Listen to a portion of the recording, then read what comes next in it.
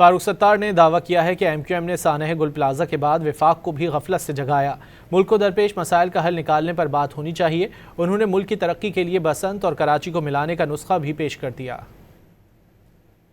گل plaza کے بعد جو صورتحال ہوئی ہے وہ اتنی تشویشناک ہے کہ ہم نے یہ خطرے کی گھنٹی بجائی ہے اور وفاق کو بھی غفلت کی نیند سے ہم نے جگایا ہے کہ اب وفاق کو بھی کراچی میں کوئی اپنا کردار ادا کرنا ہوگا۔ تو ہم نے تو یہ کہا ہے اور ان کو بھی کہا ہے کہ وقت سنبھل جائیں اور کراچی پر توجہ دیں، اور یہ گل پلازہ کا سانحہ آئی اوپنر ہے۔ اہمیت سمجھے، بسنت کے لیے پتنگ ہے، ملک کی تعمیر و ترقی کے لیے کراچی ہے، تو اب ریلیٹ کر لیں، سمجھ جائیں۔